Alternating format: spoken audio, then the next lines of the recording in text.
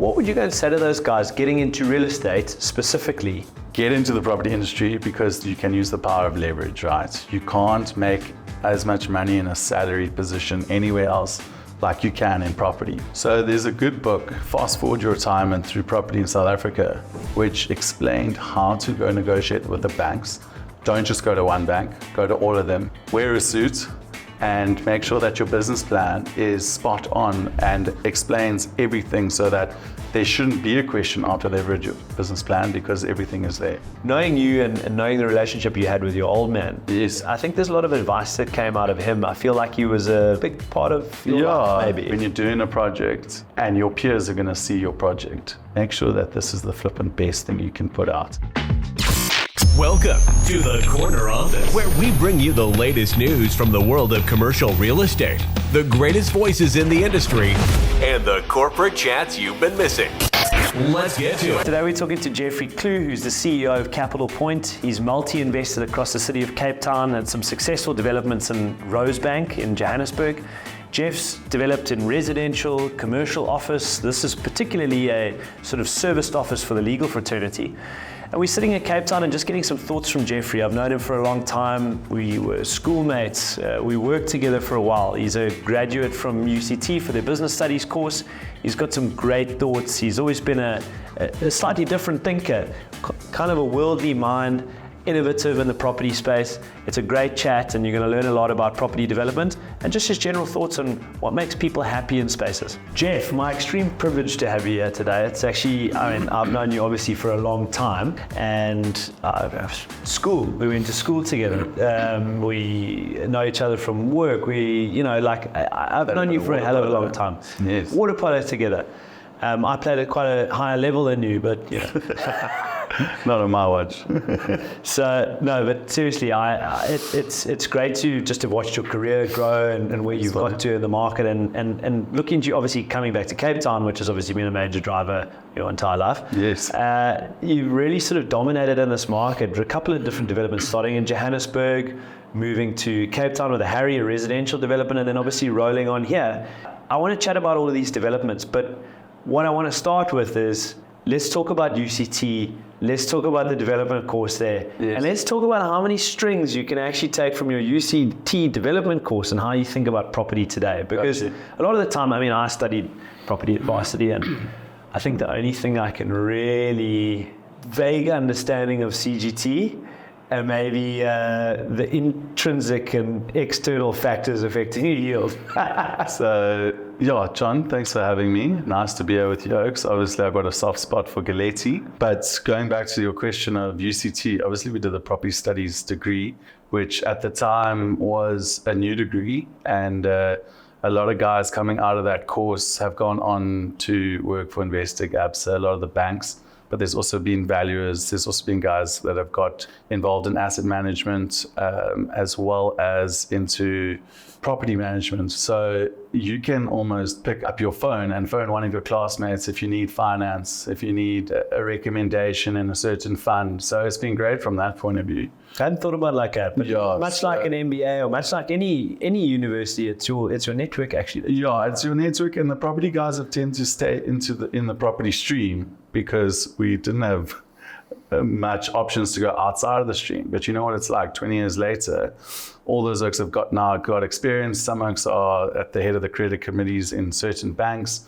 So really helpful, but we came out at quite a precarious time, 2008, when the world was going through a bit of a global crisis. And instead of hiring people, companies in the property sector specifically, we're letting people go. So I had always had ambitions to work in a bank and get a bit of a soft landing. Didn't. Came to Joburg, was there for 4 months looking for a job. I remember it clearly. Didn't we have a game of Mashi Golf at Dimension Data? Yeah, we did. I think I won that. Not like the battle of today. My point of the story is that I couldn't find a job for love or money.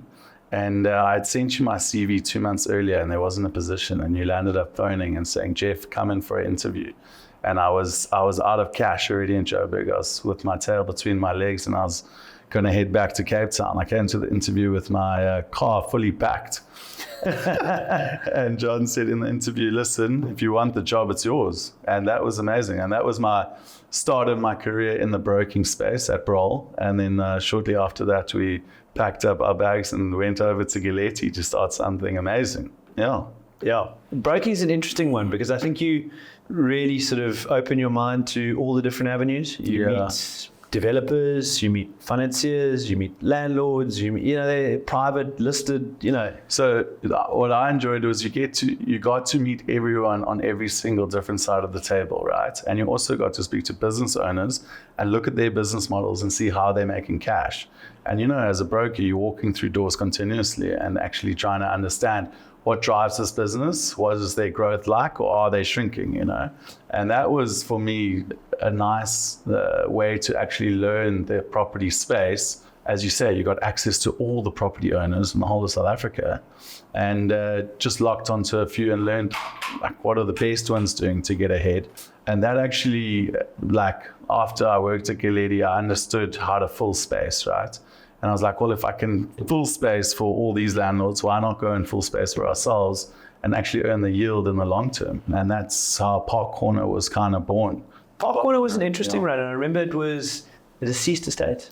It wasn't. In fact, it was. It was a deceased estate, and the 3 kids wanted out as fast as possible. Yeah, that's correct. That's right. And it was a random block at the bottom of Bolton Road in Rosebank. For anyone who knows it, I mean, it's a fantastic corner, but I mean, it was by no means a fantastic corner pre-development. It was actually a terrible corner. No, it was a dog. It was an absolute dog. Yeah. And Motor Mia, there was a picture of Motor Mia, a person on a scooter there. And we looked at this building, and it was an absolute dire straits. I remember walking around with the structural engineer at the time, and he said to us, either you are geniuses or completely stupid, because I don't know who else would take this building up. Anyway, we got everything signed off and managed to sell it 5 years later, and it was a nice success story. But what we did there was we knew that people wanted to go to nice restaurants and nice sort of environmental activations closer to the suburbs in Joburg, and everyone was traveling to Maboneng at the time, and we were obviously going to Maboneng as well, and we were like, everyone is risking their life to get to Maboneng, to get to these cool, new, trendy spots. Why not bring those spots closer to Rosebank, Craigle Park? 100%, yeah. And good thesis. Yeah, it's down the road. So we did that. We managed to buy it by hook or by crook, lend money from everyone. And we then went and sat with one of the ladies who was working for Zomato at the time. And she had the list of the top 10 operators in Joburg. And that's where we started. We just started canvassing at the top. Whatever happened to Zomato? Unfortunately, they ran out of legs and finances. I love that thing. Yeah, no, it was good. And we landed up getting 2 out of the top 10 restaurants to sign with us. And it wasn't about the restaurants, it's about the operators, right? So that retail space that we managed to activate, which is still going today with Street Bar, Name Desire, and Strikers around the corner, and you've got Shay's Argentinian Grill, Coalition. You've got the Whiskey Bar around the corner. Yeah, so it was a nice dev, and that kind of got us onto the map and gave us enough cash flow to stop having to work in anything else, and we could actually now focus on being developers. Yeah. Talk about raising capital, because this is we've just had Gary Palmer, and we were talking about exactly that, raising capital, and he mentions the 8 C's of credit. One of the things is collateral, which you now have built a small piece of collateral. Yes. But one of the biggest ones he mentioned is actually character. Yes. How much would you say character actually played in your story and building your story to try and get this lending? Yeah, so lending is, or raising money for property deals, I always say to all my mates who are trying to get into the property space, raising capital is one of your 10 problems, and it's probably the easiest one to overcome. If the yield is there, the money will come to the deal. And I know that's vanilla, and a lot of people say that, but if you can show upside and you can take R1 million off someone and you can give them a IRR or a return on their money after a year of 20%, well, who doesn't want to take that yield? Because you're only getting 8 to 10 in the bank and, whatever you're getting in the stock market. And you've got an underlying asset. Exactly. And you're working with guys who have got experience in the space. So we didn't have balance sheets. So we went and partnered with someone who did a balance sheet. So they got 50% of the dev, and we said, but listen, we'll run it, right? And then for my portion of the equity, I went to the builder in the market and I said, listen, if I can get you this contract to build this building, will you give me the private equity to buy the thing?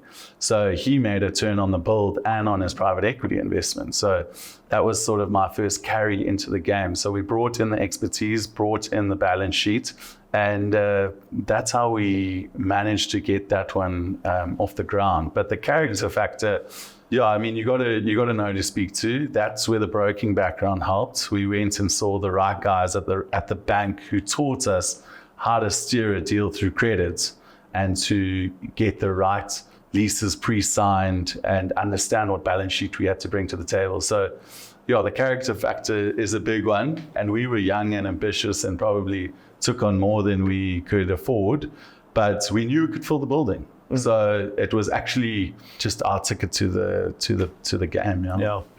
Another thing Gary said now is that those credit committees, exactly.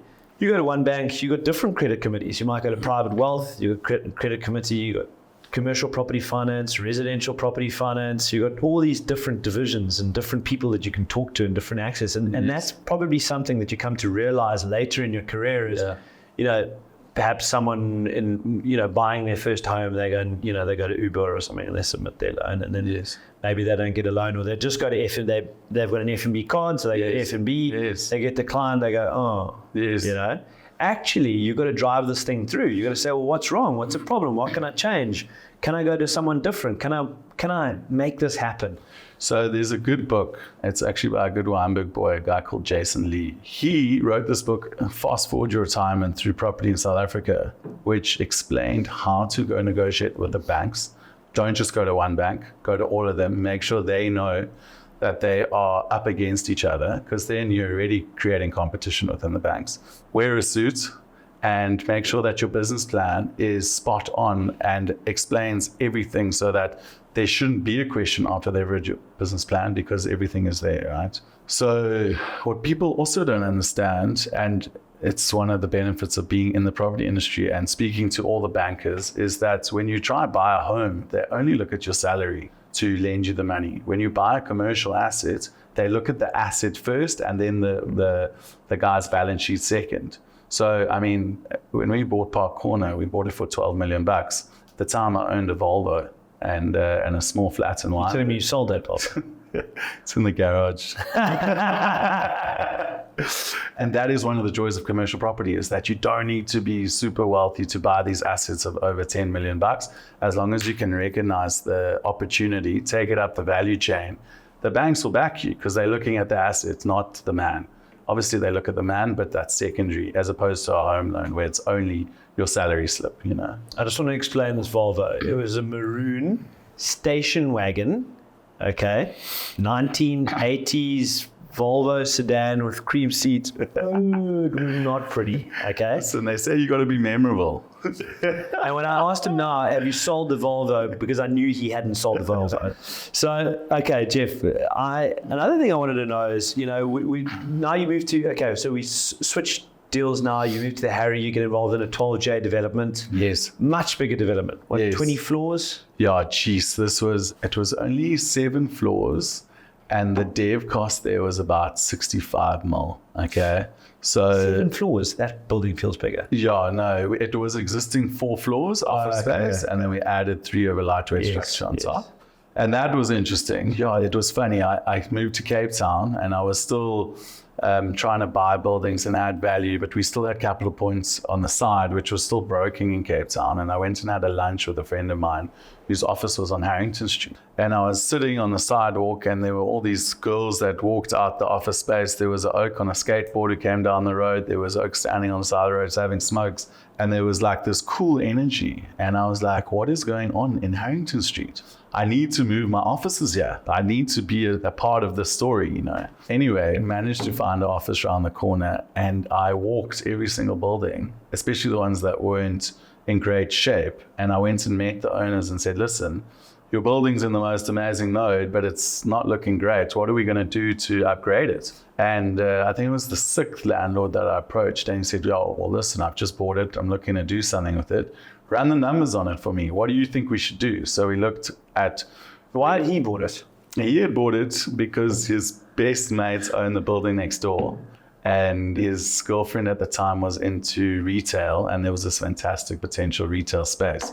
So he was an American South African man by the name of Stephen Lampert, who still is my business partner in that venture. He had made his money, and he was now doing a bit of a passion project, but he still wanted the numbers to make sense. So I skinned that building top to bottom. We looked at commercial, service commercial, retail, serviced retail, resi, service resi, and then stacked them up against each other and saw, okay, where's the best yield coming out here, which turned out to be retail on the ground floor and serviced residential above it. And we landed up selling all of those units. But the interesting thing was we sold like half, and we got the money from the bank to start, and we started building, and then COVID struck.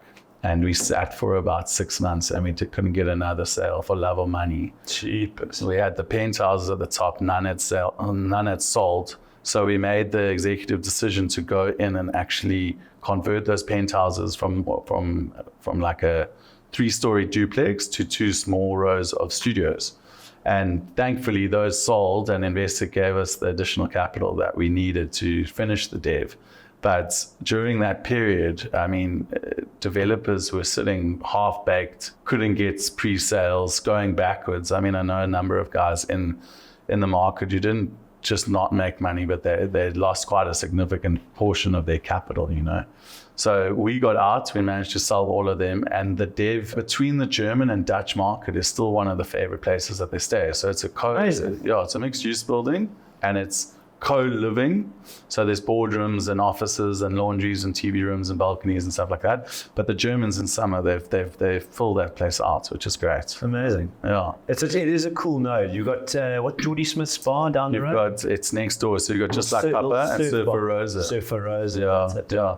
Very cool. What people don't know about the East City is that there's all these hidden little lanes and little bars. So Surfer Rosa, you go through and you get to the electric. There's a bakery that's got like the secret room at the back of it with this little courtyard. And then there's Truth Coffee that's got like this little secret whiskey bar around the back. You've got to go in with a password and book it. And they have live music there, which you've got to book, which is also pretty cool. So there's like, you know, classic Cape Town trying to be trendy, and there's a lot of magic there. It started as the design capital, and that kind of filtered into all the buildings now. And if you go there now, the place is amazing. I mean, I thoroughly go. Yeah, I love it. It's a cool part of town. And then you're running through COVID. You're stressing out about the debt, and no one's buying, and so then you just decided to buy this one. Well, so I was saying to John earlier, it was funny. We had to raise an additional 4 mil to finish the project from Investing, but they wanted more pre-sales at the time, and no one was obviously buying. Everyone was trying to batten down the hatches and save what money they could. But we had a nice product, and it was only studios. They were affordable. They were like 1 million to 1.4 mil, and there was a big market out there to sell that to. Thankfully, we launched them when there weren't a lot of studio developments. Now the market is filled with studio developments. I'd actually tell people, don't build studios. Rather go with a mix of 3 beds, 2 beds, 1 bed, and studios, just to hedge your risk, you know. What I realized in that state was, listen, I can't be the only one who's stressing about finance. There's other bigger landlords out there that will probably offload their assets quite cheaply. And I approached a lot of landlords to say, listen, the market was at 20,000 a square. It's now at 10. What's your bottom number? I'm keen to buy. So we managed to buy quite a lot of stuff with companies that I had small shares in, or companies that I had a relation in. So my brother bought 1 floor, and I managed to get a stake in that office. And then another company called Manage Air, who's now sorted. I've got a small stake in that company, and they basically just moved their offices in there. So what do we call this whole space now? So this is Wales Street Chambers. Yeah. And we started off buying the 10th floor, and then we bought the 7th, 6th, and 4th floor. That was with my brother-in-law. So he's a Carey and I'm a Kleu. So our company is called the Cleary Property Group. And basically, you walked them when they were vacant. It was just white box stuff. And what we've done is we've gone and put in small offices specifically for lawyers, and we've serviced the space. So we clean it, Wi-Fi, backup power, new ACs. There's lots of parking in the building, and we've managed to bring a serviced offering to the market that is very unique for lawyers. So we've got... Because of course around the corner of the courts. So you've got the High Court, you've got the Labour Court, you've got the Sheriff's Office, you've got the Deeds Office, and this building sits in the middle of it. So people were a bit scared of office space in COVID. Obviously, everyone's staying at home.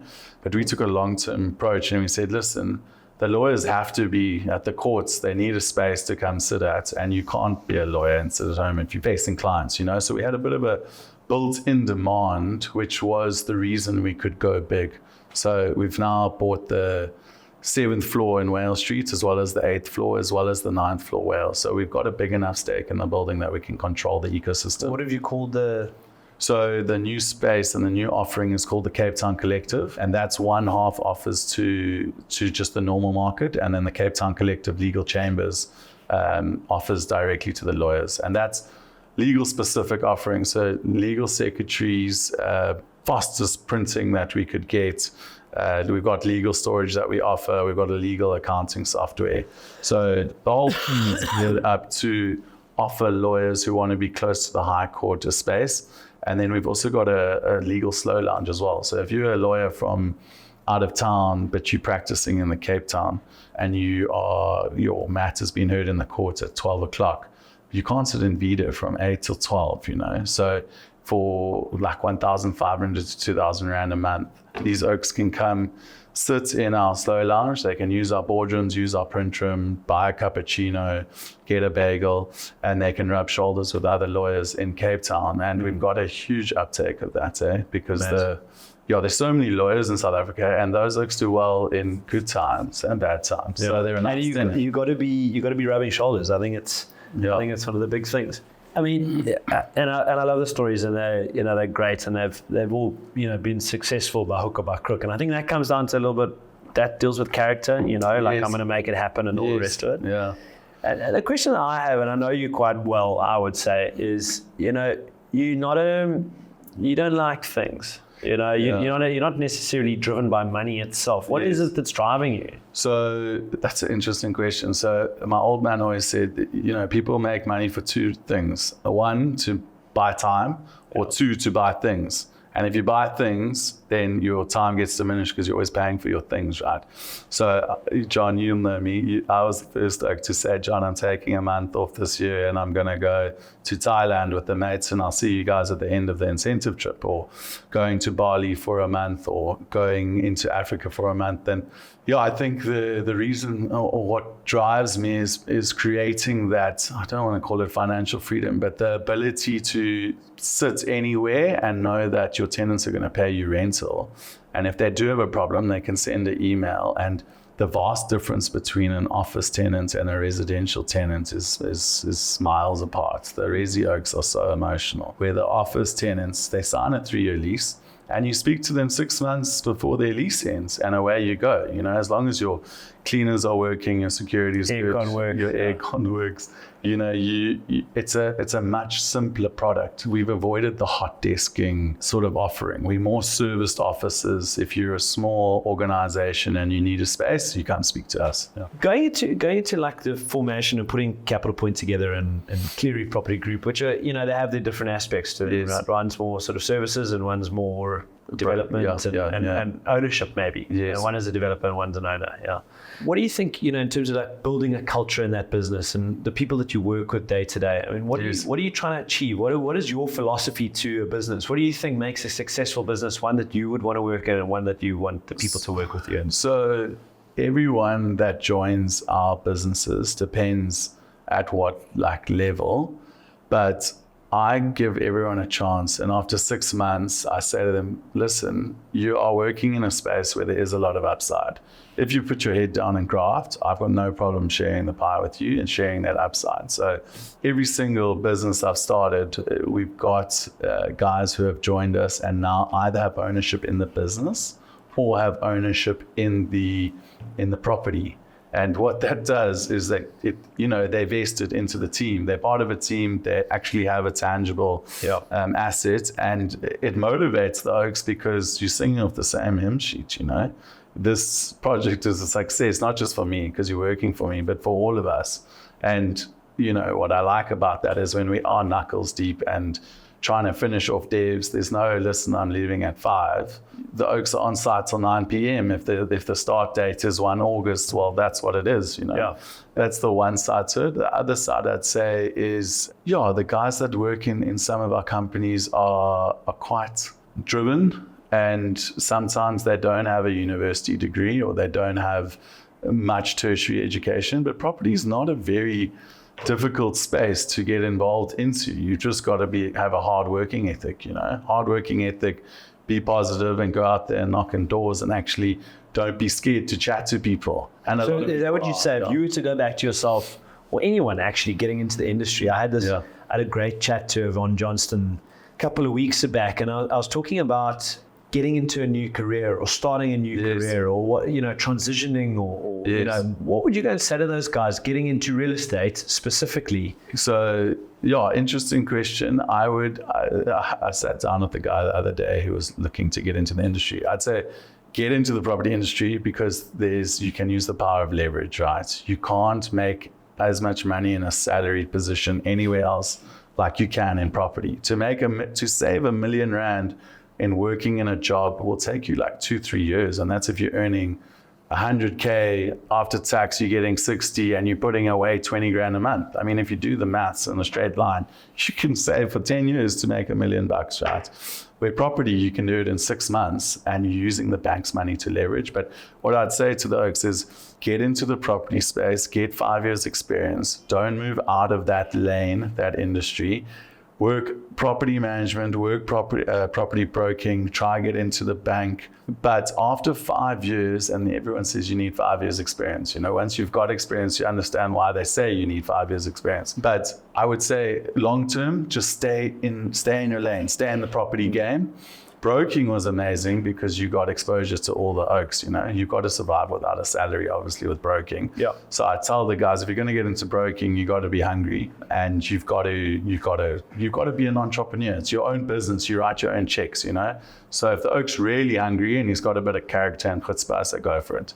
But asset management, I really like for the youngsters. And then being in the property bank and getting exposed to the bigger dev deals or in a dev company is also quite nice. I always wonder what it might have been like to go and work at Investec, for example, and a lot of deal making there, a lot they see. I think it's one of those places, and I love Investec, and I think you get exposed to so much and so many people and all the rest of it. It's probably one of the great places to work.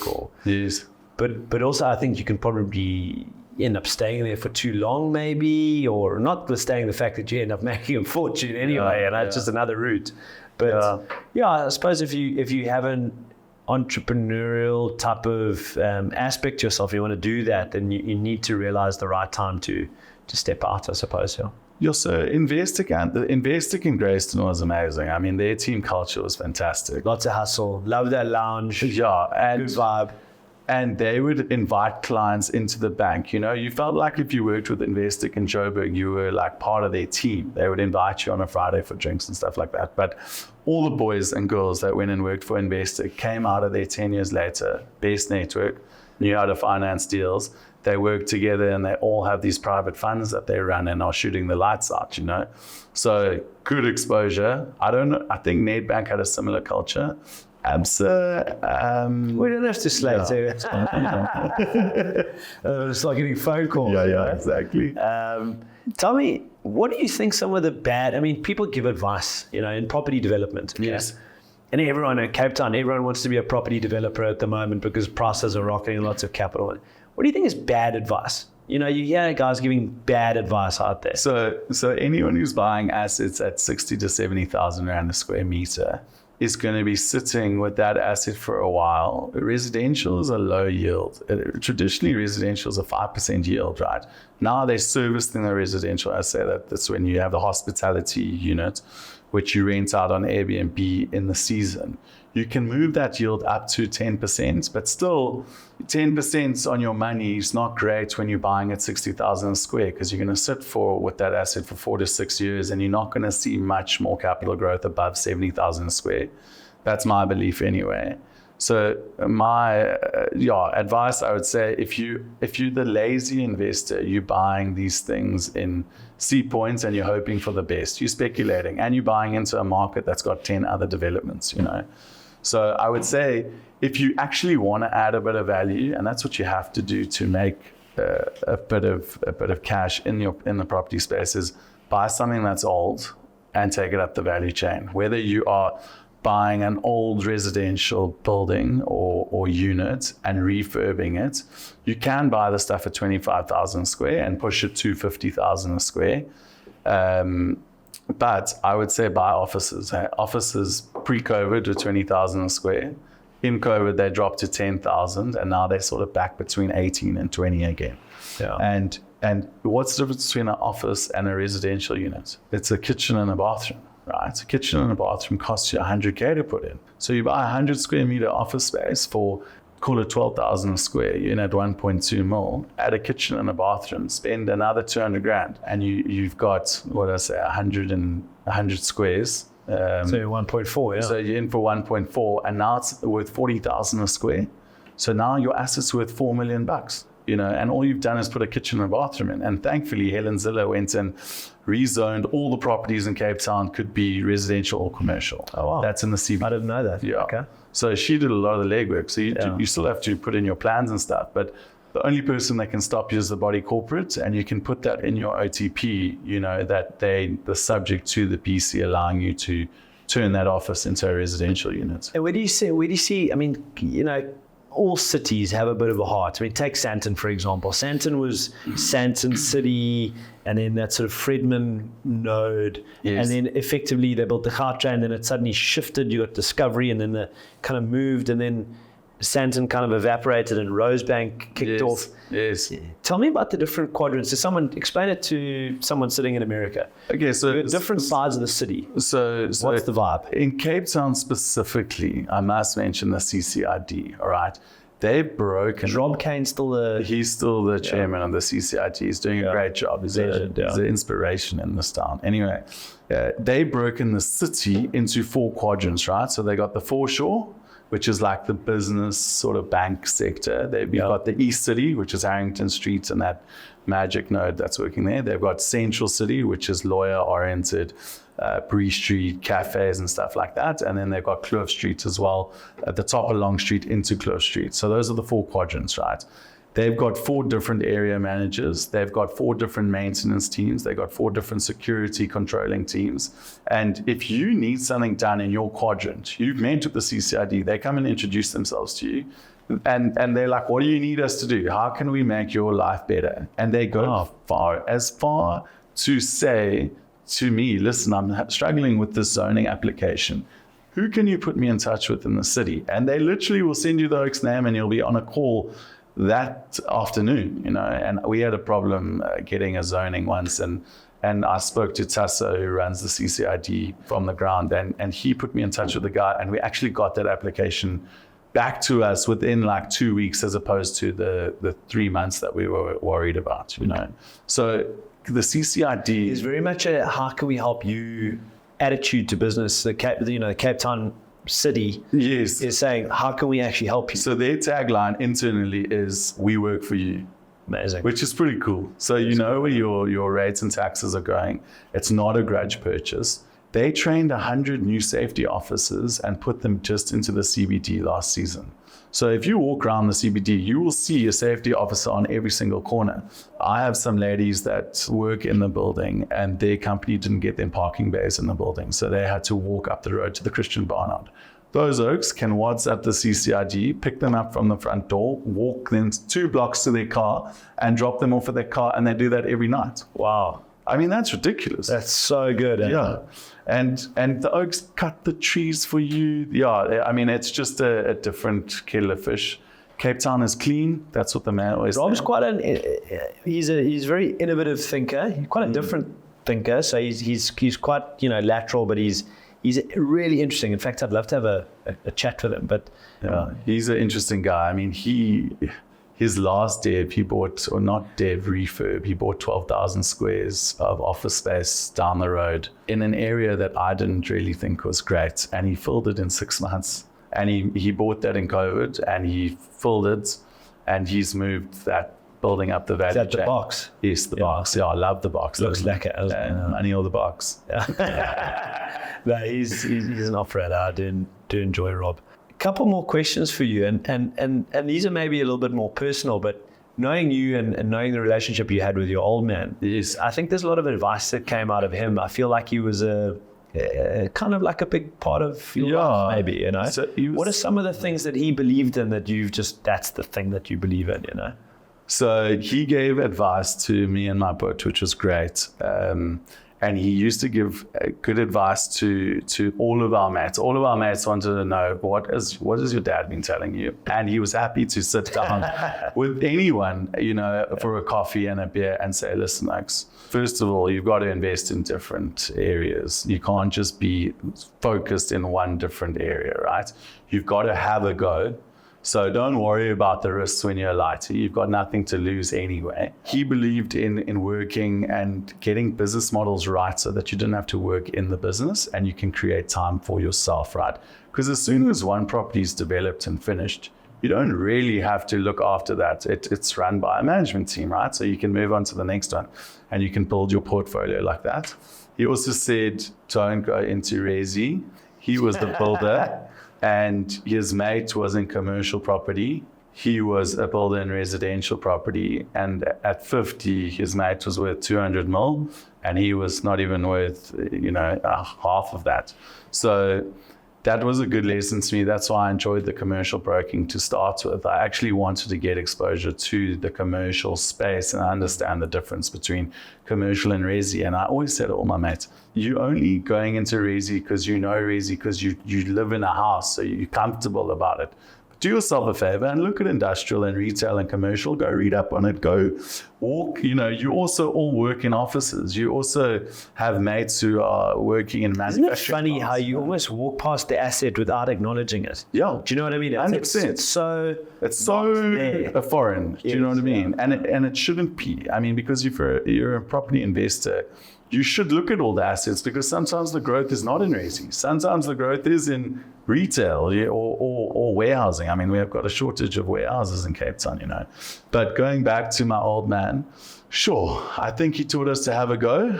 Don't worry about the downside. Don't worry about the risks. Not don't worry about them, but work out what they are and try and mitigate them. And then he also said, when you're doing a project and your peers are going to see your project, make sure that this is the flippant. And I always found that the assets that are driven by smaller teams, they give more value as opposed to the bigger funds where it's just cookie cutting another dev, Certainly to start. And that was like our philosophy as well. How much magic can we breathe into this thing? How much more value can we give our clients? And even in our space, we bought really well here, but we've transferred a lot of that value back to the tenants. And hopefully that means that the investment's sustainable. I listened to it was a conversation, a podcast years and years and years ago. And this guy was a hugely successful developer and, in the States or whatever it is. And his thing was make the parking pretty. Okay. It's something that everyone overlooks, completely overlooks. But make the parking pretty. Yes. And you know what that's actually saying to you? It's saying don't forget the things that are small, that maybe you could cut a corner on, but maybe is a better experience that you could give someone. And a great example of that, actually, I don't know if you've been to the pantry. When last did you come back to Joburg? A long while ago. Not for. There's a Sasol garage in Oxford. I love the pantry. You know the one? Yeah. Beautiful. I mean, it's just a crazy experience to go there, and you've got this, you've got these vines growing out of the roof, and I mean, it's just a completely different experience. Hugely popular. I mean, that thing churns. You can go buy a donut there for $100 if you want to. Well, it's because it's experiential, and that's like as you say, make the parking pretty, or like put the music in the foyer. Don't just put on like Mozart's Seventh Symphony. Get a decent playlist, you know. Create an environment where people want to be a part of. An energy. Yeah, and an energy, and it's simple, man. Smells, music, decor. And I believe in a lot of steel, a lot of glass, and a lot of greenery. That's kind of like the signature that I like to work with in my devs. But spending money on the parking lot to make it look pretty is something that I need to do in this building. Yeah, and you know, I don't know if you remember this, but driving in through the Selby interchange. Yes. You probably do remember this. Yes. Driving in through the Selby interchange, suddenly they painted clouds. Yes. On the sort of coming into Johannesburg. The out was on top of you, and you were on the in, yes. going into Rosebank or whatever. Park. Yeah. And they made the whole thing clouds. And it was just you drove through, and I was like, wow, yes. This is such a cool thing. You know, no one had to do that. Yes. But it was amazing. And that's the kind of example that you can do. And we'll take a walk around this building now just to see some of the artwork and the graffiti and what you put up on the wall, and it's those small things. Yeah, you know, I say to all my designers, let's get weird. Let's be edgy. We've only got one chance to create a product. Let's not create something that everyone else has made. Let's be different, but still functional, right? Yeah. We painted 3-story elephants on our building in Rosebank, and we called our building Park Corner, and we spent quite a lot of money on branding it. But the rest of the market called it the Elephant Building. And anyway, we brought that same artist, his name's Sunny Sundancer, into this space now. And we've got 2 courtyards. We've painted this sort of 4-meter gorilla in the one courtyard, and then surrounded him with a man-made forest. And then we'll have a bagel bar there, as well as a cappuccino station that everyone in the building can access, you know. And then in the other courtyard, we've got a spotted eagle ray, which is mine and my wife's favorite manta of the ocean. Eagle ray. Straight, you know, whatever, bro. Bocas del Toro. Huge fab. And we saw 2 of these eagle rays crossing under the ocean one night when we were in a bar. And I was like, I need to paint this one day, or get this painted one day. Anyway, so that's another otherworldly, under the ocean sort of courtyard feel. And then, as you know, we put a putting green in the space as well. So yeah, we've got weird wallpapers, all upper market and premium, but the look and feel that we go for is more out there than your traditional sort of fund office space. Yeah. Jeff, it's been lekker to chat to you. Nice, boy. And really interesting, and I love your thoughts, and it's also just, you know, and like you say, it's a small industry, and to just see where everyone's gone and sort of reconnect and see what you've done and get your thoughts on the market has been fantastic. So thank you. Thank you for having me. It's been enjoyable. Yeah. Come on, Galetti. Lekker boy.